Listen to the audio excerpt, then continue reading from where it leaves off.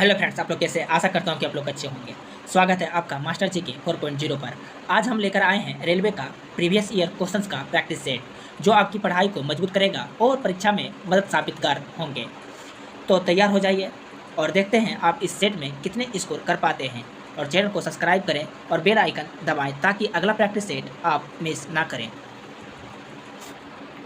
8 ओम और 5 ओम के श्रेणी क्रम संयोजन का तुल्य प्रतिरोध 7 ओम है, तो R का मान है। तो श्रेणी क्रम संयोजन बोला है तो R इक्वल टू हो जाएंगे R1 प्लस R2, और R इक्वल टू दिया हुआ है 7 और R1 इक्वल टू नहीं दिया है, प्लस R2 इक्वल टू दिया है 5, तो R इक्वल टू हो जाएंगे 7 माइनस 5 इक्वल टू 2, अर्थात इसका आंसर हो जाएंगे 2 ओम।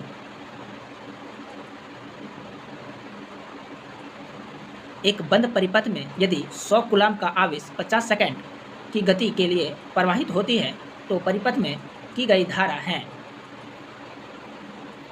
तो धारा बराबर होते हैं I बराबर Q बाय T, अर्थात Q बराबर दिया हुआ है 100 कूलाम और T बराबर 50 सेकंड। इसको डिवाइड करेंगे तो 2 बार में कट जाएंगे, अर्थात इसका सही आंसर हो जाएंगे 2 एम्पियर। 5 वोल्ट के विभवांतर में 10 कूलाम के आवेश को गतिमान करने में किया गया कार्य है। तो कार्य बराबर होते हैं V इंटू Q। तो V 5 वोल्ट हैं और Q 10 कूलाम, दोनों को मल्टीप्लाई करेंगे तो 50 जूल के बराबर आएंगे। इसका सही आंसर हो जाएंगे 50 जूल। कौन सी भौतिक राशि विद्युत परिपथ में विद्युत ऊर्जा के क्षय या उपभोग की दर को दर्शाती है? तो कौन दर्शाती है? तो ये दर्शाती है विद्युत शक्ति। 1 कूलाम आवेश कितने इलेक्ट्रॉन के बराबर होते हैं? तो 1 कूलाम आवेश कितने इलेक्ट्रॉन के बराबर होते हैं? ये होते हैं 6 गुना 10⁻18 इलेक्ट्रॉन के बराबर होते हैं। निम्नलिखित में से कौन सी घरेलू वस्तु धारा के तापीय प्रभाव का उपयोग नहीं करती है? कौन सी घरेलू वस्तु है जो धारा के तापीय प्रभाव का उपयोग नहीं करती है? तो यह है इलेक्ट्रिक मोटर। फ्लेमिंग के वामहस्त के नियम के माध्यम से अंगुली किस भौतिक राशि को दर्शाती है? तो फ्लेमिंग के वामहस्त के नियम से अंगुली किस भौतिक राशि को दर्शाती है? ये दर्शाती है विद्युत धारा की दिशा। वृत्ताकार विद्युत धारावाही कुंडली के केंद्र पर चुंबकीय क्षेत्र रेखाएं का पैटर्न कैसा होता है? तो चुंबकीय क्षेत्र रेखाएं का पैटर्न जो होते हैं वो होते हैं संवाहक आकार के सकेंद्रीय। निम्नलिखित में से कौन सा उपकरण विद्युत धारा के चुंबकीय प्रभाव का उपयोग नहीं करता है? तो कौन उपयोग नहीं करता है? ये चुंबकीय दिक्सूचक। तो दोस्तों, आप लोग कितना सही कर पा रहे हैं? आप लोग कमेंट बॉक्स में कमेंट जरूर कीजिएगा। जब 1 ओम और 2 ओम वाले प्रतिरोध पार्श्व श्रेणी क्रम संयोजन में जोड़े जाते हैं तब प्रतिरोध का संयोजन तुल्य प्रतिरोध होता है। तो पार्श्व क्रम होते हैं समांतर क्रम के ही जैसा, यानी 1/R1 इक्वल टू होंगे 1/R1 प्लस 1/R2। अब इसको जोड़ देंगे तो इसका सही आंसर हो जाएंगे 2/3 ओम। 2/3 ओम हो जाएंगे। 10 मीटर लंबे तार का प्रतिरोध R ओम है और 5 मीटर लंबे तार का प्रतिरोध कितना होंगे? 10 ओम का 10 मीटर प्रतिरोध कितना है? R ओम है, तो 5 मीटर लंबे तार का प्रतिरोध कितना होंगे? इसका सही आंसर होंगे 0.5 R हो जाएंगे, क्योंकि एक R का इक्वल टू 10 मीटर है, तो इसका आधा जब किया गया है तो इसका भी हम लोग आधा कर देंगे।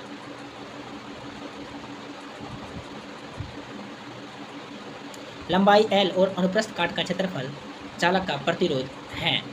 तो लंबाई L दिया है, अनुप्रस्थ काट का क्षेत्रफल A है, तो इसका चालक का प्रतिरोध क्या होंगे? अर्थात R बराबर होते हैं रो L/A। तो इससे इसी को सॉल्व करेंगे तो इसका सही आंसर हो जाएंगे L/A। एक लंबी विद्युत धारावाही प्रणालिका है। यदि राहुल इस लंबी विद्युत धारावाही प्रणालिका के अंदर चुंबकीय क्षेत्र रेखाएं अंकित करता है तो यह डैश दिखाई देती है। ये कैसी दिखाई देगी? ये सभी बिंदुओं पर एक समान दिखाई देगी। श्रेणी क्रम में जुड़े प्रत्येक R ओम प्रतिरोध के दो प्रतिरोधकों का तुल्य प्रतिरोध है। तो दो प्रतिरोधकों का तुल्य प्रतिरोध कितना होंगे? ये 2 ओम होंगे।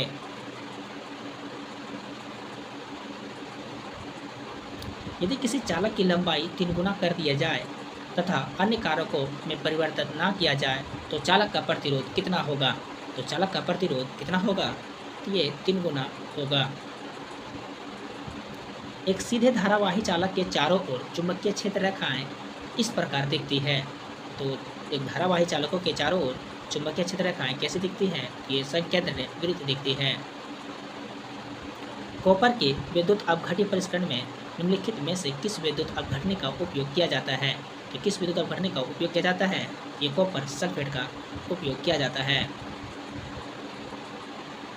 यदि किसी चालक का प्रतिरोध 3 गुना तक बढ़ा दिया जाए तो विद्युत धारा हो जाएगी। तो विद्युत धारा क्या हो जाएगी? जब वोल्ट स्थिर रहेगी। तो इसका सही आंसर हो जाएंगे 1/3 हो जाएंगे। किसी विद्युत धारावाही चालक द्वारा उत्पन्न चुंबकीय क्षेत्र रेखाओं का पैटर्न है। तो चुंबकीय रेखाओं का पैटर्न कैसा है? ये चालक की आकृति पर निर्भर करता है। 4 ओम और 6 ओम प्रतिरोध वाले दो प्रतिरोधों के पार्श्वक्रम संयोजन वाले तुल्य प्रतिरोध कितना होंगे? तो पार्श्वक्रम प्रतिरोध 1/R हो जाएंगे 1/R1 प्लस 1/R2। इसी के सूत्र से अगर हम सॉल्व करेंगे तो इसका सही आंसर हो जाएंगे 2.4 ओम। विद्युत धारावाही वृत्ताकार पास के लिए क्षेत्र सामर्थ्य होता है। तो क्षेत्र सामर्थ्य कितना होता है? ये होते हैं केंद्र में अधिकतम।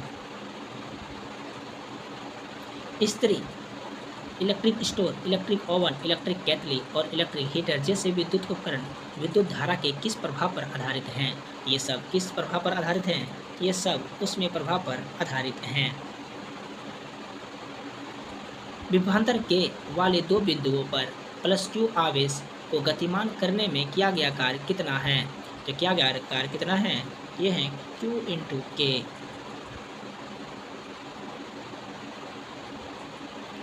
चुंबकीय क्षेत्र के बारे में निम्नलिखित में से कौन सा कथन सही है? तो चुंबकीय क्षेत्र के बारे में कौन सा कथन सही है? तो ये कथन है से किसी भी बिंदु पर किसी दिशा चुंबकीय दिक्सूचक द्वारा मापी जाती है।